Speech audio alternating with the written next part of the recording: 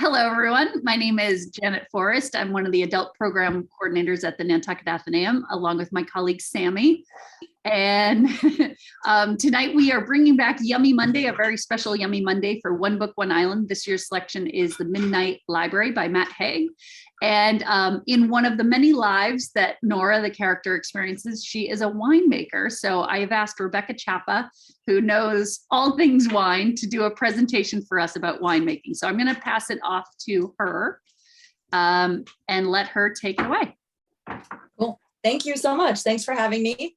I am really happy to be here today talking a little bit about wine and winemaking. I think what's so interesting about this book was the ability for Nora to jump off into different lifetimes. And when I started to think about how I would talk about the winemaking, and not have that much time to talk about it, it kind of struck me that I've lived many lives myself in the wine business. And then I thought, well, why not sort of guide you guys through a little bit of how my evolution in wine came. Now, I have never been a winemaker or a viticulturalist, but I studied all aspects of wine for many, many years.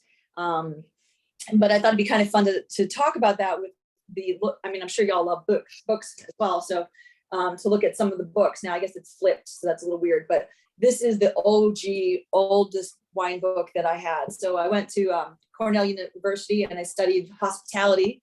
And of course, as a starving and very thirsty student, I wanted to do everything wine and all the food classes too. So this is Kevin Zraly's Windows on the World Complete Wine Course, which is actually probably I think this was the second printing. This is the 1993 edition. So that's the year I graduated from Cornell. And I was lucky enough to meet Kevin. He used to come to Cornell and talk to us. And I was a teaching assistant for the wine class and got to know him. And so my very first job was teaching, working with the wine school at Windows on the World on the 106th and 107th floors.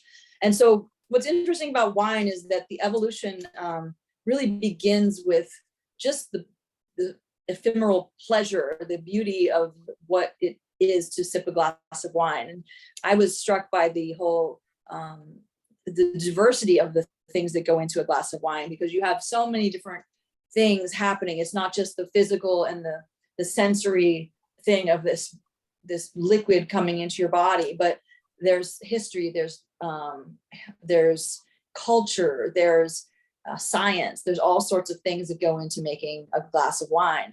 What's cool about this book is it's oversimplified and it lets you sort of dive in a really cool, easygoing way. And then very, very soon it became clear that there was much, much more to the wine business than I had ever expected. So, this would be the next book, because then I became a really big wine geek. And this is the Oxford Companion to Wine. So the next thing that happened was I decided that I needed to learn everything there was to know about wine. And I used to joke that, the people that were the wine geeks, as we called ourselves, were really dangerous at dinner parties, because we had this plethora of what would be considered trivial knowledge of just tomes upon tomes. And then you see, I have this stupid thing. I had to, have all these sticky notes and everything in there, and reread and learn all there was to know about wine. And that's when I started to discover that it was more than just the factual stuff, the factual knowledge, that the whole wine industry is very vast. And you could have multiple lifetimes just being in the industry as a marketer, as a wine retailer, as a wholesaler, as a distributor, as an importer. Just those parts, getting the wine to the consumer, a bottler or a technical person creating wine machinery. And then I was sort of struck by the fact that, wine is also, the reason that wine is so amazing is partially because it's also religion. This is another one, the Wine Bible, another one that was really good for real fun, factual information. So very quickly, I ended up going down a rabbit hole and trying to learn as much as I could and trying to get the credentials and go down the path, because I decided that I wanted to be one of the first few masters of wine. There's a group called Master Sommeliers, the people that work in restaurants, and Masters of Wine are more the people who work in the industry. And to become one, it took me 10 years to not become one, which is so interesting when you think about how your life is going and the little paths you take and the choices that you make. I spent and devoted 10 years strong of my life to try to get that degree. And through many reasons and many weird twists and turns, a dog bite, 9/11 happening. I wasn't at the World Trade Center, but still that was very a deeply disturbing and traumatizing event in my life.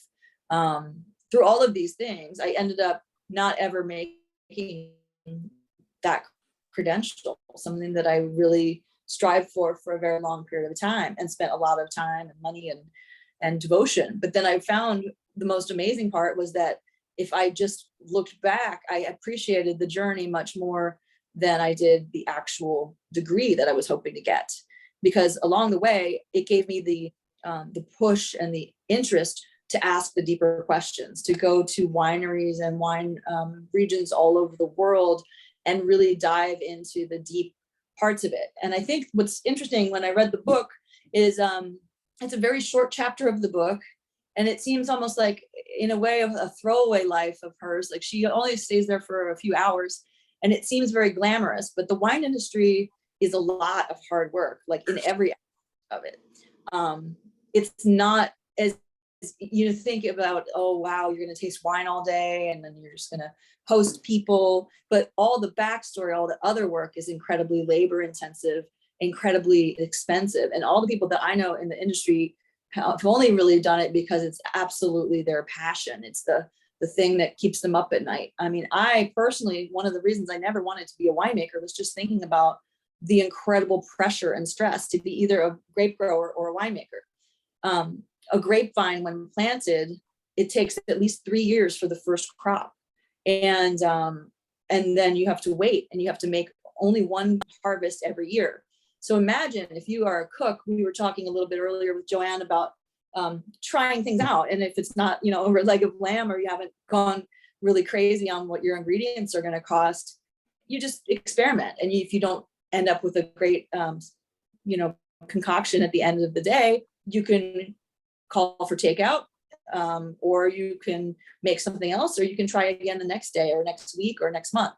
But with wine, you really don't have that opportunity. You don't have that luxury to be able to try again with those ingredients. And you might not know how successful your vineyard operation or your winemaking was until many, many years later. So after harvest, if it's a red wine, it might be aging in barrels for almost 12 to 18 months, and then further aging in the bottle before it's even released. So you might actually not have any idea as to how good you're doing. You just have to have the faith to keep moving and hoping that you're making the right decision. And I think that parallel is pretty interesting with the book, is to say, none of these lives that she led were perfect. And in winemaking, you just make your best guess and try to do the best you can each vintage, each harvest. The great thing about wine is that, there's so much history. Here's another fun book that I have. That's this one's called A Century of Wine, the story of a wine revolution. And this talks about all different regions and how wine history came about in different places. There's a book called Wine and War. And so there's so much history and so much, it's really incredible to think, in California, we had we had prohibition. So we had a period of time when we weren't making much wine. And the next time a winery was founded was the Robert Mondavi winery in 1965. So we had a very big gap in comparison to European and other wine regions, where that passing along of information and history and the way that things were done of craft, like you would if you were a blacksmith, or if you were in another trade like a cobbler, that was passed along from generation to generation. And that in winemaking, that was passed along in Europe. But United States, we didn't have that luxury. So it's kind of a new thing for us. So I found that really exciting. And I mean, just as an aside, what's fun is that like those years that I spent working for that degree really made me super serious about it. I didn't take it as like a hobby. It was a profession, and I did everything I could and went to every conference I could, studied it all the time. And my friends and I would laugh because we would go to these conferences and there would be, there's a company called the Wine Appreciation Guild, and they're really well known for their incredible breadth of wine titles. So everything from, books, they have, all sorts of different publishers, but so like, this is impossible to see because it's all pretty pictures of vineyards. So let me take this background off for a second. But this is, so wine is art. This is a picture book of vineyards in Burgundy, just photographs upon photographs of some of the most beautiful towns in Burgundy. And then, so you have all those kinds of books. You have travel as part of the wine business. I remember this book was one of my very favorites because it showed me all the intricate little vineyards in Burgundy. And so this was my sort of go-to guidebook as I drove a tiny stick shift car through Burgundy by myself on a trip in France, and struggled to find my way, but had a really amazing journey. And then my favorite part really was buying the books about the science of wine. So, things that to some people might seem really dry. This one is a technical book, and these are expensive books. But, this is a book about the viticulture of wine, volume 1, and has a lot of very technical information about the science and how you grow vines. And then, of course, you have to buy Viticulture 2 for another like $80. So, and then once you get out of the vineyard, you also have to think about the production of wine. So grapes are grown in the vineyard, generally harvested. They're grown almost everywhere in the world. And once the harvest is done, the grapes are brought in and either crushed or stemmed or not crushed. And so there's a whole production method of wine. And this would be all the science behind making wine and all the details about the acidity and the must additions and all the really interesting, intricate graphs and science and studies that they've been doing. And so, of course, then you'd have to learn about wine chemistry. So, I loved chemistry in high school, but I never realized how much of the science behind the wine industry there is. And of course, then, your compendium of grapevine diseases. We always laughed because there was a book that was all just about one of these diseases, which was called black goo. And it was $180. And my friend and I were dying for this book. We just wanted to have it. But so like, I think that the whole idea is that wine is such a global product, and it's so interesting to see how many different types of layers you could have in lifetimes, and how, you could decide to go in one direction or another. So I spent my 10 years, sort of basically studying everything about wine. And we used to joke, master of everything, and a master of trades, and I can't remember the saying, but Jack of all trades, master of none. Yeah, exactly. Well, I became a master of none. But what was great is I had the opportunity to dabble, thank you so much, Janet, in all the different aspects of wine. So between the time that I worked at Windows on the World as a wine school coordinator, then I got the opportunity to work in restaurants as a sommelier and get to meet winemakers and visit the regions all over the world. I had the chance to become a wine salesperson, which means that you have to learn about the wines of a particular winery. For me, it was a winery in Napa called Yibam Coppola, which is also now called Inglenook. At the time, it was called Rubicon Estate. So Francis Ford Coppola's winery. And that was really fun because I got to visit and show wines all across the country. And at the same time, I was still learning myself about all the different regions and wines from all over the world. And then I became an instructor, actually, which was kind of cool. So I ended up being able to teach wine classes at the Culinary Institute of America. And I collected books and books and books, and I have way too many wine books in my possession right now. But so, I think, Janet, if you want to show a couple of the slides, I think it's kind of interesting I didn't really have a huge theme. So also, if there's any questions, please pop in. But I think it's really interesting to see some of the visuals. Wine became such an incredible part of my life, and talking with winemakers and and such. I met a gentleman named Bob Schaefer, and he was a soil scientist.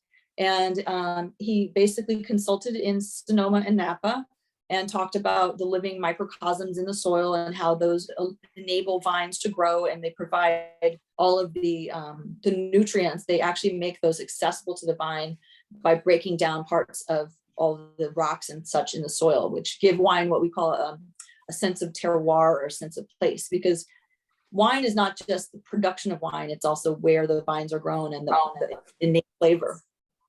And we call that terroir.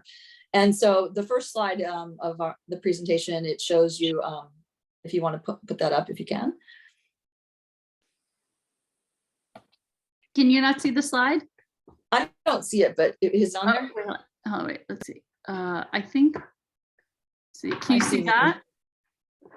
Maybe I'm on the wrong view. Hold on. Okay, yeah, you can go to the next one. Sorry, I was on the wrong screen. Okay. So can you see that? Yes. Okay. So I thought that it would be really great to go on a vacation to Hawaii where I would have no time to think about anything wine related at all. But we happened to be going to visit my friend Bob, who has a coffee plantation in Hawaii and Kona. And we also visited the volcano, and it just immediately struck me as how wine is interconnected to everything that happens on the earth. And so, you know, when you go to Hawaii and you see where this was the most recent lava flow, and you can see right there, this lava that came out of the core of the earth, it's all striated with different minerals and such. And you think, wow, nothing could, like, this is so much of a wasteland, nothing could ever grow here. But very soon after this molten lava comes out of the earth, the rain starts to disintegrate it with the acids that are in it. The lava breaks down, and the first thing you find are lichens, and then you find ferns, and then you find bigger and bigger animals and creatures start to be able to live on this, and eventually this becomes soil. So if you look at the different islands in Hawaii, you see where this is the very beginning. And then if you go to like Kauai, which is one of the oldest islands, if not the oldest, I think it is the oldest, you see lush greenery. And so that's happening all over the world, where these soils have different integral minerals and such. And when you grow grapes on them, they end up having different flavor profiles. They have different personalities from depending upon where they're from. So I found that super fascinating. And then I just realized how intertwined my life had become with wine. It was absolutely impossible to take it out of any context of any place that I was in. So that was kind of fun. And we can flip through a few of these too to the next one. Let's see. So, you know, the vine starts in the vineyard. Here's a look at how the grapes start growing. They start out with little flowers, and then the flowers are pollinated and become a cluster. And each of these little nubs becomes a grape. And over the course of the ripening of the vine, it's really fascinating. You see that there's in the springtime, like right about now, the buds will start to push, and you'll see moisture coming out of what look like dead sticks coming out of the ground. And then they start to create leaves and greenery.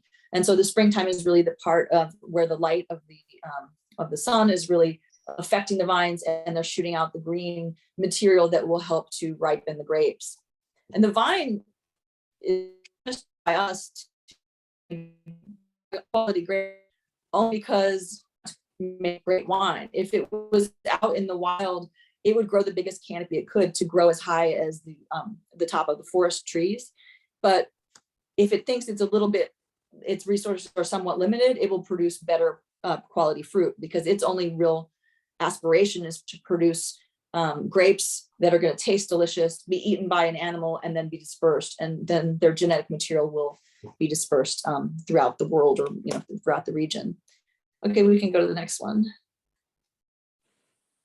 So vines here's a look at some of the vines as they're just starting to erupt. And there's so many decisions that can be made in a vineyard. This is one particular way of training the vines, by dividing up the canopy so that it's spread out, because these leaves are going to actually provide nutrients. They're going to photosynthesize and provide nutrients. The grapes themselves will start to get bigger. And at a certain point, the vine tendrils actually know when there's that shift as the days go from becoming longer to becoming shorter again. And once they see that, that's when they are given the cue by the light and by the temperature that they need to start to ripen those grapes, because they understand that fall is coming and then need to put the resources back into the grapes so that they provide a great harvest. So we can go to the next one. That's just another one. Yeah, here we go. So there's a lot of other science that goes into winemaking, and a lot of biodynamic and organic farmers are working with compost, saving the scraps from the previous harvest. And the next slide, if you don't mind, and even incorporating nature, harnessing nature to provide natural pest reduction. So this, for example, is an insect highway. They created an area where it wasn't all monoculture, it wasn't all just vines, but you had other trees and fruits and flowers and such that would provide a natural predators for the different types of bugs that might try to get to the vines. So there's a lot of horticulture and a lot of, things to be doing outside in the vineyard, because basically the person in the vineyard, even though they don't always get to be called the winemaker, whoever's working the vineyard, and hopefully they're working very closely in interaction with the winemaker, really creating quality of the wine, because at a certain level you can't make the No, not going out. add different sort of bells and whistles to manipulate flavor a little bit, but you can't add back. Okay, next, if you don't mind. That's just keep going. Next slide. There we go. So vines, basically, what's interesting about the grape is that the seeds, if you plant them, they don't breed true. So in order to plant more vine material, you have to take cuttings. And so you'll take cuttings like about the size of a pencil, and they'll graft them together and create new vine material that then they can go plant. And like I said, once you actually plant these, what's so amazing about vines is they're very resilient. So if you take one of these grafts and you plant it, whichever side you plant in the soil is going to create roots, and the other side is going to create the leaves. And it's really interesting. Bless you, whoever that is. We can go to the next one. And so then they're dipped in paraffin to protect them, and we can go next. And then usually put in a greenhouse to start growth. And next. And you can see here's the vines are starting to sprout, and then those would be put into a vineyard. So it's kind of a cool process. You can also do this in the vineyard, but it's a much more risky process. We can go on. So like I said, vines are grown in many different ways. This is another kind of way that you might have old vines. The other ones were trellised out on a, sort of spread out. These are like what we call a goblet, or like a cluster shaped vine in Mendocino. We can go next. Just some pretty visuals for you all to see. And, grapes grown all over California, many different regions, and the world, which is really cool. So, and one more. And here, this is a cool one for us that are on an island, because it's a rocky coast, and the grapes are actually in that particular shot, the barrels are stored underneath in this little cave, and they get the benefit of the sea spray, and they believe that changes the way the aging process happens in that particular vineyard. It's called Sea Star. And here's just some more. The harvesting, there's a human component too. I found it interesting that Nora went and married a Mexican American. I'm half Mexican. My dad was from Mexico. And I will tell you that in California, despite how many Mexicans are here, there's only about probably 20, 25 wineries that are owned by Mexican Americans or Mexicans in California. Generally, the Mexican population is actually picking the vines. What's really exciting is that that's changing. So if you're interested in exploring some of those wines, there's a group called Mexican American Vintners Association, and they have a set of some Mexican-owned wineries. But it's cool to see that, as time goes on, we're finding more Mexican-owned vineyard management companies, Mexican-owned people that are in the business, Mexicans in the business. So it's really nice to see, especially since my father was a farm worker back in the day. And one note also that's pretty cool is that in Napa Valley, they actually have a two different sites where they provide housing for the farm laborers that come for the harvest, because generally they need a lot more people to actually pick the grapes in the fall than they would full time. So they can't necessarily hire people full time for that kind of job, but so they have actual housing that provide meals and such at a reasonable price for those people that come to pick their crops. Yeah, so we can go on. History.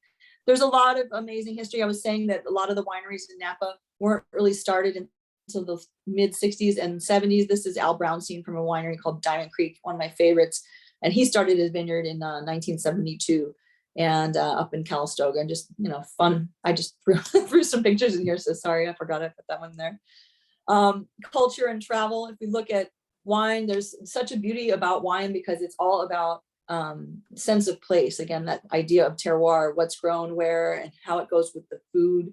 It is Yummy Monday. I mean, the wines of Austria are some of the most, I would call them nervy and vibrant and like vivacious wines that you'll ever have. And they go absolutely perfectly with the food from this area. We can go to the next one. You can see how steep these slopes are and how beautiful the towns are. I mean, it's a stunning area. And we can go on. This is a particular vineyard. The vineyards themselves have history. They've been known to be the optimal places to grow these grapes. And, like little differences such as the water that runs along the Danube. This helps to reflect upon these vines. You see how these vines are clinging to these steep slopes. But that steepness of the slope, for example, in this part of the Northern Hemisphere, at exactly the angle that it's exposed to the sun, is producing the ultimate ripeness. And even these stone walls help to reflect light and heat onto these vines to enable them to grow and create extremely high quality grapes. So that's why this Reed Klaus vineyard is one particular vineyard in Austria that is well known because it's traditionally made exceptional wines. And so that would be on a label as part of sort of the marketing cachet of that particular wine. We can go to the next one. And this is a beautiful look at one of the, just a beautiful restaurant in Austria in the springtime. I remember we had lake trout, we had white asparagus with, just butter and breadcrumbs. And those dishes went incredibly well with these vibrant, very high acid white wines. And, you wonder like what came first, was it the wine or the food? And what's neat about thinking about the European regions in particular is that they both sort of grew up together. And so there's this wonderful symbiosis between them where they go just perfectly together. And you look at the incredible, like this is not that long ago, and he's still wearing the incredible traditional outfits. The women are wearing the dirndl skirts, the traditional Austrian outfits. And that's their daily tradition. That's what they do. And it's not because it's Disney, although it looks a little like Disney sometimes because it's so beautiful. Okay, so Italy. You can see here a really cool look at, vines were not grown necessarily in a vacuum. You've got olive trees, vines, farms, all growing in the same area, all producing all the items that you would need for a great meal.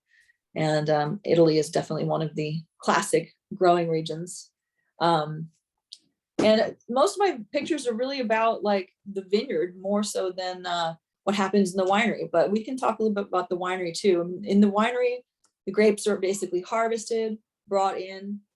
They're basically either crushed or removed from their seeds and stems, and there's a fermentation. So wine is basically the fermented juice of grapes. And so when you ferment the grapes, you end up with alcohol, carbon dioxide, and a little bit of heat.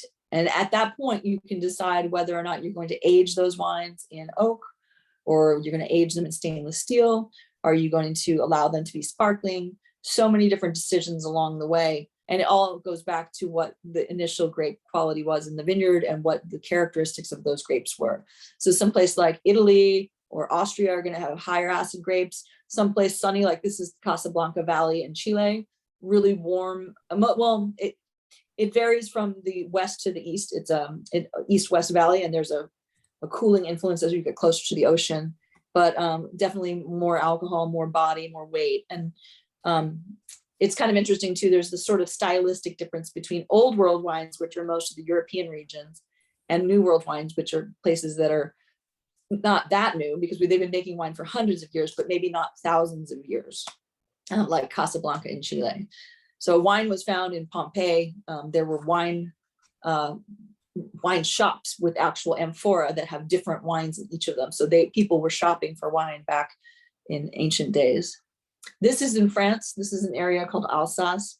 Just sort of fun to see how steep these slopes are, and thinking about working these vineyards. This is in wintertime, so not a lot of greenery there, but really rocky soil is perfect for light aromatic white grapes.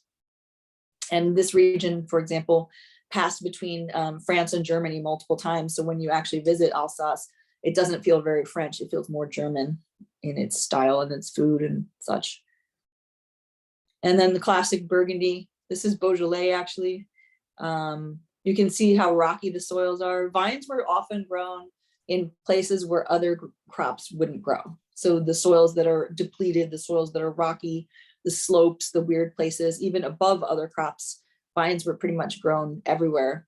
And it's interesting to see also that there's like a religious component in some ways, because vine was part of the sacrament, a Catholic sacrament generally, but it was brought that way throughout parts of Europe and also through California into the mission because it was part of the sacrament. So as the missionaries came and conquered the native people of California, they created missions.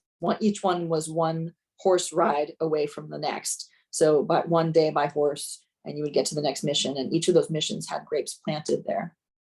So these are vineyards of Burgundy that are well known as being prime vineyards. Again, the history, the monks back in the day decided where the best vineyards were and often would like create a wall around those places and give them a name. And then those became the best sites for growing grapes. Again, because of exactly where they were on the slope, the rocky soils and such, making a big difference. And really characterizing almost all the reds generally in Burgundy are made from Pinot Noir. But if you taste a Corton versus a Chambolle-Musigny and such, you're going to have very, very different characteristics between the two because of the soil type. And then little small things like how you receive the grapes. So in Burgundy, you're actually taking small groups of wines from different vineyards and putting them into possibly separate barrels. A lot of technology. So the other incredible thing about wine is you have to have an incredible, they say it necessitates a large fortune to make a small fortune in the wine business, because you're ending up with an incredibly asset intensive business. So think about the land, if you own your own land, the equipment, if you're able to own your own equipment, the barrels, I don't even know, I think at this point, barrels must be $1,500 to $2,000 a barrel, not for one like this, I'm talking a small aging barrel. So incredible amount of money that it takes to produce a quality wine. And that's why it's a passion. It's not a money-making thing. I think it's really more about the passion of it. Here's just a look at one of those other soil types. I think it's so cool to see these rocks that people, you break. This is like cobblestones. This is like Nantucket, but they're loose. And you have to walk through the vineyards and you obviously can't mechanize your harvesting in a vineyard like that. That's a wonderful rosé vineyard in the Rhone Valley. We can keep going. I think that's almost it. So I was just really excited. I actually brought some of those stones home with me, but I mean, it's just incredible to think. But that creates a reflection back onto these little vines that are, sort of short and stubby and just, otherwise would be very, very cold due to the winds down there. And this is another part of the Rhone. So just showing you the diversity and another part of the Rhone, the different trellising system. So I've been just chatting as fast as I could, trying to get as much information out as possible. Does anyone have any questions? One of the pictures coming up, it shows a little chapel, La Chapelle. There's something cool in the chat. Oh, just Mike. You're so knowledgeable. Not just Mike. I enjoyed the photos. I also wanted to show you, this is after all of that studying and learning about wines from everywhere, I was lucky enough to one day even have my own wine book. So I'm one of 33 authors, but my name is right there, which is pretty exciting. So I was happy, but it's the heaviest book that I think was ever created, but it's called the Global Encyclopedia of Wine. So that was really fun to do as well. So I wrote about California wines. Any questions about anything wine related, really? Are you still in the wine? No, sorry, go ahead. Well, I was just going to say, well, I'm sure your taste and mood and everything changes. So what current wines are you interested in that fit your fancy at the moment? Good question. What's really exciting, well, it's kind of a double-edged sword because a lot of wine regions are experimenting with non-traditional grape varieties, partially due to global warming. So because of climate change, I just tasted a few wines from New Zealand that were like unusual grape varieties. One was a Mencia from Spain. One was a Vermentino from Italy, an Italian grape. One was a Syrah. And to see new expressions of wine grapes in new places is really interesting. So I found those really, really good. I love crisp, bright whites. I like high acidity.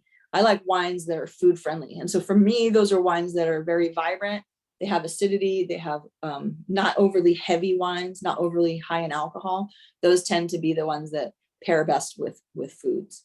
So when you're eating something, that first bite of food is carrying all the fats in food, carry all the flavors. So that flavor is actually absorbed around your taste buds. Your taste buds are like little trees.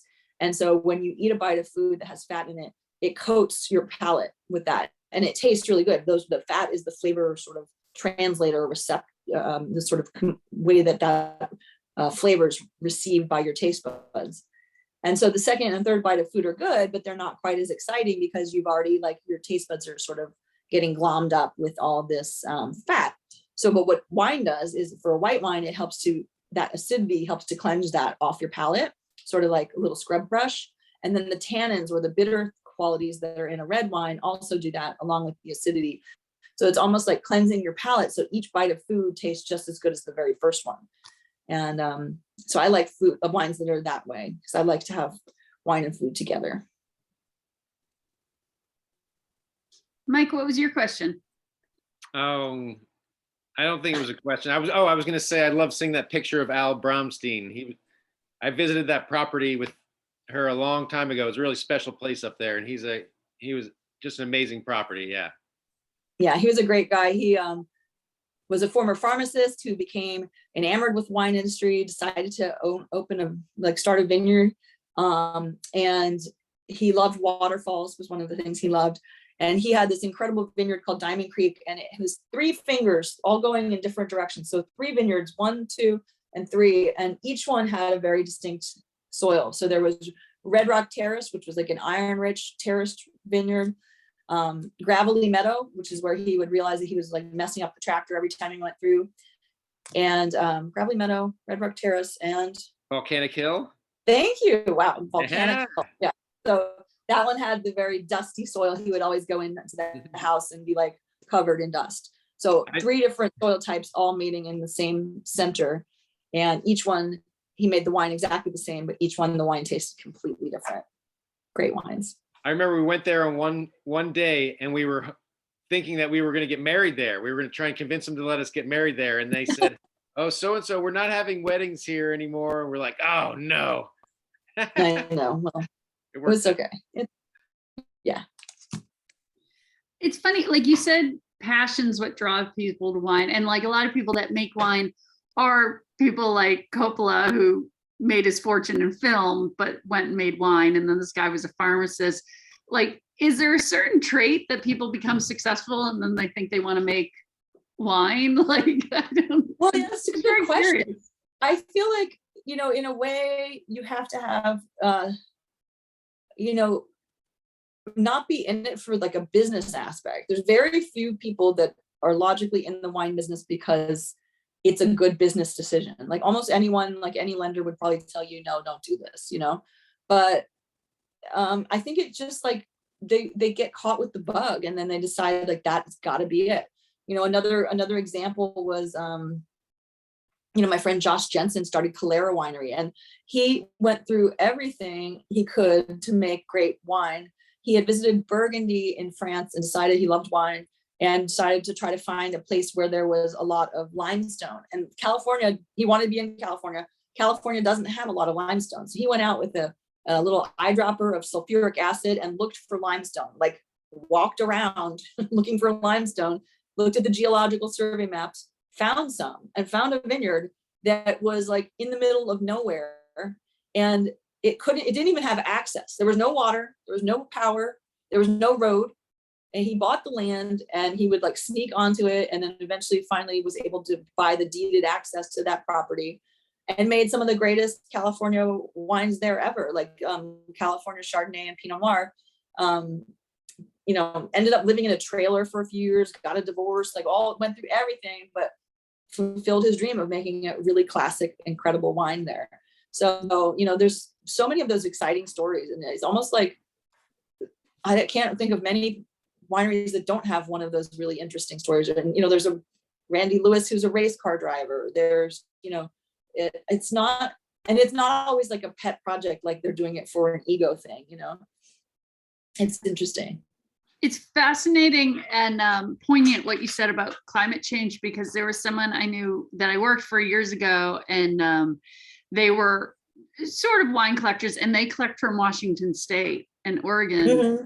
And part of it was they were thinking ahead of what's going to happen as climate gets warmer and warmer. Will the vineyards further north last a bit longer and have a better quality wine? It is interesting. I mean, I do love Washington State wines. I had some the other night, but there's so many different variables. Like Eastern Washington is actually very, very warm. Like Red Mountain in Washington, it goes up to 105 in the summertime, because it's in the lee of the Cascade Mountains. So it's actually a steppe desert. So that is a really unique, and it's like on a little knoll. So it's getting incredibly intense sunlight. So depending upon where you are, it might be good for certain regions. It might be not so good for other regions. Like it's not going to be good for Champagne, for example. The reason that they make Champagne where they do is it's at the 50 degrees north latitude. It's right at the edge of where you can grow grapes, or was in its day. And so now it's getting a little bit warm there. So it will change styles of wine and how they're made. And like I said, if you have a vine and you plant it, it takes 3 years to grow a crop. You can change over to a different grape variety in the field if you want to, but it's risky, and it takes time.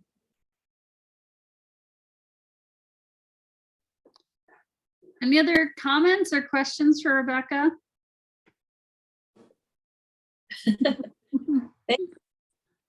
Yeah, thank you. Thanks for doing this. I really appreciate you making the time. Absolutely. Yeah, it's really fun. And I mean, it was fun to explore some of my old wine books and remember oh my God, all I did was read these science books. It's just crazy. Very fun though.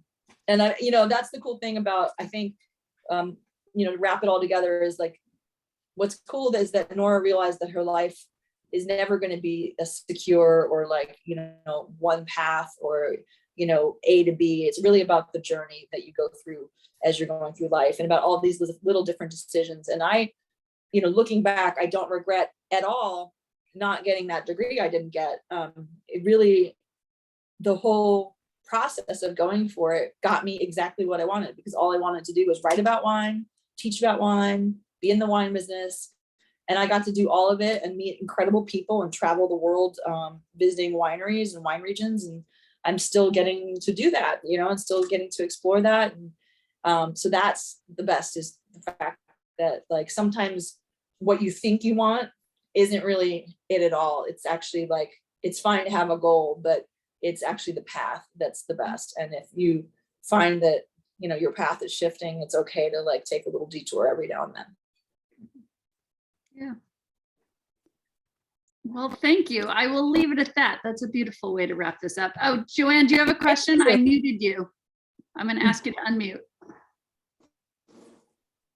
There you go. I'm just curious, because how important this is, I don't know, but the relationship of the price of wine when you buy a bottle, as opposed to what does the price tell you about what you're getting? Because sometimes you could buy a cheap wine and it's wonderful. Yes, very important question. Yeah, so technically, when all is said and done, it doesn't cost that much more to make a 100 bottle wine than a $10 bottle wine, because maybe the bottle might be heavier, maybe the label's a little bit fancier, or the capsule, but in general, the real cost is very similar. The majority of the cost of a bottle of wine is going to relate to marketing, supply, and demand, and how much of that wine they make. So for example, some of the wines I've tried today, the winery in New Zealand only made 2,000 cases. So yeah, it will cost more for them to ship it here, and it's rare. So it might be a little bit more expensive, but something like an Opus One versus another California Cab is probably not going to be like that much more. But there are certain sites around the world where, you can only get certain number of bottles from some of those vineyards in Burgundy. Like they're limited in size and there's only maybe a certain number of producers. So every year there's a limited amount of that wine to go around. And if it's a really high quality vineyard, it's just going to be expensive. So a lot of it's that way, but there's plenty of, that's the cool thing, is there's plenty of exciting wines at low price points.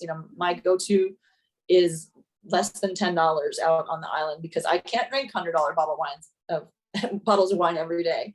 And I don't think I necessarily need to. But so it's really good to experiment and try other things and ask your wine. We have great wine shops on Nantucket, and they all have really knowledgeable people. We have great sommeliers on the island. And I think you'll be surprised if you ask for help, if you're curious about something, they will often like downsell you to something that's cheaper, because that's what they're most excited about. They're like, oh, well, that's good, but I found this at a really good price, and it's this weird little grape from wherever. And so that's one of the cool things that you can use to learn about wines. And if you like it, go back and tell them, yeah, you're on the right track. I love what you're selling me. If you don't like it, also go to them and say, hey, that really wasn't my style. I'd like to sort of like see if we can get to know each other. They're almost like a counselor for you, that they can like guide you to what's best for you and what's going to suit your own palate. So price is really not a guide, except say the vintage and the amount of the production. Really. Yeah. Mm-hmm. I mean, and it can vary. I mean, I definitely have had my share of really great wine. Right. Yeah, because that's always the thing. If you like wine, you can't, but you are a limited budget. You can't Right. spend $20 for a table for wine that you just want to eat with your dinner. Exactly. Or anything. It's just dinner. And there are there's certain grapes too, like Pinot Noir. You're gonna have to spend, to get a good one, I'd say you're gonna have to spend at least $30 or more. It's a finicky grape. It's difficult to grow. It's difficult to produce. So yeah, grape like that, it's gonna be hard. Like when you play around with some of the really cool international varieties, like I'd spend some time in Italy and Spain, Portugal. Those are areas where you're going to find a lot of value. Mm-hmm. Mm-hmm. Interesting. I just put in a chat a link to the YouTube of the Yummy Monday we did with Jimmy Jaksic and Jenny Benzie, and they do a charcuterie, but Jenny also talks about wine. So awesome. You can Very cool. A little bit more there. Great talk. Thank you. Sorry if I rambled a little, but my son who's looking for a third career. Oh, nice. Right. Yeah, I'm happy to be back. He likes wine. Besides, it's a good way to travel. Oh, absolutely. Yeah, definitely the best way to travel. I've been able to see a lot of the world, luckily. Yeah. Really fun. Cool. All right. Well, thank you very much, everyone, for attending. And thanks, Rebecca, for being here. This is great. Yeah. And this will be up on our YouTube page, so you can watch it again. Thank you. Appreciate it. Thanks, hope you're all having fun. Yeah, you bet. It's too early here for wine. It's not even 5 yet. Oh. All right. Thank you so much. All right. Good night, everyone. Good night. Bye.